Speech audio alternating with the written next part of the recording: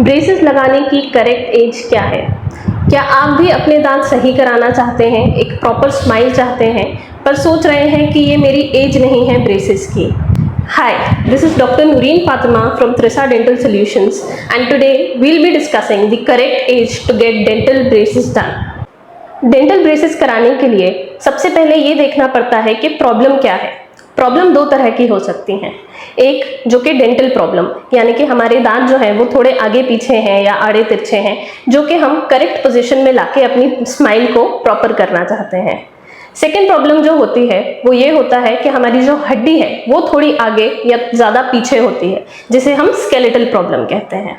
तो अगर प्रॉब्लम सिर्फ डेंटल है तो ब्रेसेस किसी भी व्यक्ति में जो कि 12 साल से 50 साल की उम्र का है किया जा सकता है, गिवन ओनली वन कंडीशन कि आपकी जो पेरियोडोंटल हेल्थ है, जो आपकी गम्स और गम्स दांत के आसपास की बोन है वो हेल्दी है, वो प्रॉपर है, तो किसी भी व्यक्ति में ब्रेसेस किया जा सकता है। फॉर एग्जाम्पल, अगर कोई व्यक्ति है जो कि 50 साल का है, जिसकी गम्स और बोन्स दांत के आसपास की बहुत हेल्दी हैं, तो ऐसे केसेस में हम ब्रेसेस कर सकते हैं। बट अगर कोई व्यक्ति 30 साल का है पर उसकी गम्स और बोन्स हेल्दी नहीं है, जिसको पेरियोडोंटाइटिस या पायरिया जैसी बीमारी है, ऐसे केसेस में ब्रेसेस करना अवॉइड किया जाता है। सेकेंड जो प्रॉब्लम है, जो कि स्केलेटल प्रॉब्लम है, उसको डील करने के लिए यंग एज से ट्रीटमेंट स्टार्ट करना जरूरी रहता है। फॉर एग्जाम्पल, स्केलेटल प्रॉब्लम यानी किसी की हड्डी आगे है या हड्डी पीछे है, ऐसे केसेस में हम पेशेंट्स को मायोफंक्शनल अप्लायंसेस दे सकते हैं। मायोफंक्शनल अप्लायंस ऐसे अप्लायंस होते हैं जो कि हड्डी की ग्रोथ को रोकते या बढ़ाते हैं। फॉर एग्जाम्पल, अगर किसी पेशेंट की हड्डी बहुत आगे है तो हम उस पेशेंट को चिन कप्स दे सकते हैं जो कि हड्डी की ग्रोथ को रोकते हैं।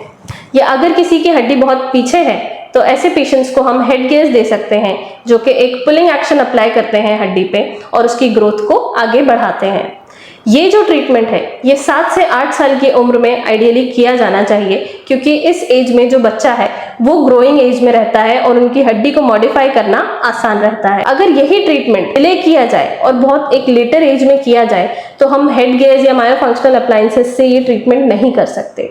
ऐसे केसेस में लेटर एज में सर्जिकल प्रोटोकॉल इंक्लूड किया जाता है ताकि हम हड्डी को मॉडिफाई करके करेक्ट पोजिशन में लेकर आए। सो उस सर्जरी को अवॉइड करने के लिए ये बेटर रहेगा कि हम अर्ली एज से ही अपने डेंटिस्ट को कंसल्ट करें और ब्रेसेस के ट्रीटमेंट के बारे में बात करें। अगर आपके और भी कोई क्वेरीज हैं ब्रेसेस से रिलेटेड या डेंटल ट्रीटमेंट से रिलेटेड, तो हमें कमेंट बॉक्स में बताइए और हमारे गिवन कॉन्टैक्ट नंबर्स पे कॉन्टैक्ट करिए। Until next time, thank you.